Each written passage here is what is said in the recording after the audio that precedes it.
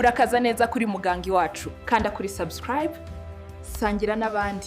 Kanda kukazogera kugira ngo utazacikwa n'inkuru nshya z'ubuzima. Twongeye kubasuhuza abakunzi ba Muganga Iwacu. Uyu ni wa mwanya tuganira ku buzima bwacu.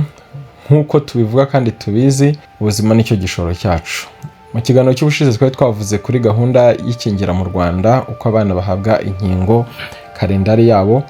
Abakunzi benshi ba Muganga Iwacu basabye yuko twaganira ese uyu mwana akingiwe akagira ingaruka zimwe na zimwe, cyangwa umuntu mukuru yakingiwe akagira ingaruka zimwe na zimwe, ni gute zakwitabwaho. Rero uyu munsi tugiye kuganira ku bijyanye n'ingaruka z'urukingo, impinduka zishobora kubaho nyuma yo gukingirwa. Turi burebere hamwe ingingo nk'eshanu. Turabanza turebe uburyo urukingo rukora, ese iyo baruguteye niki kiba ku mubiri wawe. Hanyuma niturangiza turebe ese baruguteye ni izihe ngaruka zitezwe zishobora kubaho, ese ni izihe ngaruka noneho zititezwe zishobora kubaho. Hanyuma turebe noneho ibyo wakora uramutse uri mu rugo hakagira ikiba ku mwana mu gihe bamukingiye, niki wakora. Niturangiza turebe ese ni ryari twareba muganga mu gihe twakingiwe ibingibi bikatubaho. Ishami ry'umuryango w'abibumbye ryita ku buzima OMS ryagaragaje yuko gukingira birinda hagati ya 3.5 miliyoni na 5 miliyoni z'impfu buri mwaka zituruka ku ndwara nka diphtheria, tetanus, influenza, iseru n'izindi. Rero niyo mpamvu gukingizwa cyangwa gukingira umwana ari ingenzi. Tugiye kurebera hamwe rero uburyo urukingo rukora. Ubundi nk'uko ubushize nabivuze, urukingo ni umuti. Wakwibaza uti urukingo rukora rute?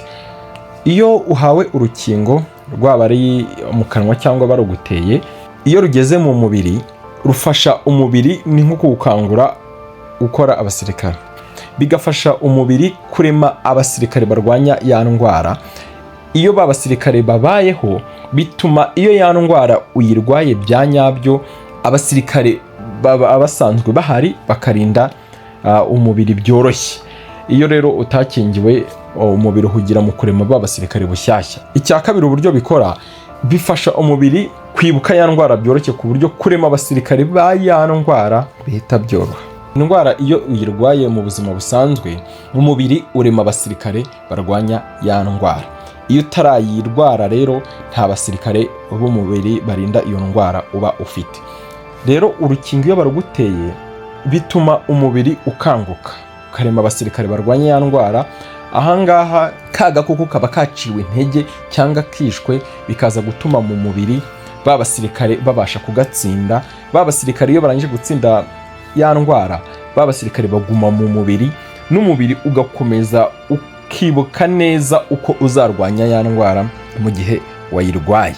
Rero igihe wazayirwara bya nyabyo, umubiri ukazayirwanya byoroshye. Tugiye kureba rero ingaruka z'urukingo mu gihe baruguteye zishobora kubaho. Hari izoroheje n'izikomeye. Ingaruka zisanzwe hari zirimo kubabara cyangwa gutukura ahantu bateye mu gihe baguteye agashinge.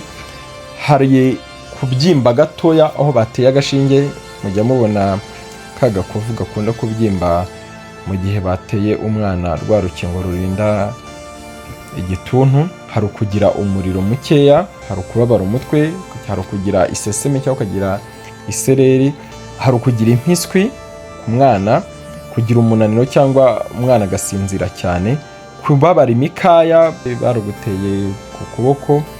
Hanyuma umwana nawe ashobora kumubona yarakaye, ukabona cyangwa kurira cyane bikabije, ukabona yabujijwe amahoro nuko yahawe urukingo yatewe. Hanyuma hari ingorane zikomeye zishobora kubaho ziba gake cyane. Hari icyo bita kugira allergie ikomeye cyane, umuntu akaba yafurutwa cyane, umuntu akaba yagira umuriro ukabije, umuntu akaba yagira kugagara. Ibi ngibi nabyo bishobora kubaho, ariko bibaho gake cyane tugendeye ku bushakashatsi. Ibi ngibi nabyo bibaho gake cyane. Ni iki wakora mu gihe ibyo twavuze haruguru bikubayeho? Mu gihe aho baguteye nk'agashinge habyimbye, hari kukubabaza cyane, ushobora gufata agatambaro gakonje aho bateye urukingo, ukagakamura ukagakandishaho, ariko ntukande cyane kugira ngo bwa bukonje bwo mu gatambaro buze kugabanya uburibwe. Mu gihe wagize rero umuriro ushobora kunywa amazi menshi kandi ukaruhuka bihagije. Ikindi ushobora gufata paracetamol cyangwa ibuprofene ukurikije amabwiriza ya muganga uko baba batanze amasomo, hanyuma umuriro nawo ukagabanuka. Niba wumva ugiye kuzungera ujye nko kwitura hasi, ushobora kwicara kugira ngo utaza kuba wata ubwenge ukitura hasi bikabije.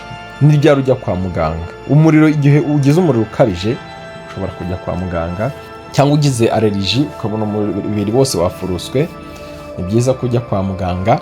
Hanyuma ikindi ni ibimenyetso bitagenda, urugero ahantu hari habyimbye hanyuma ukabona hakomeje kubyimba cyane kugira ngo hagende, umuriro udashira, ukagira diare idashira, ni byiza kujya kwa muganga.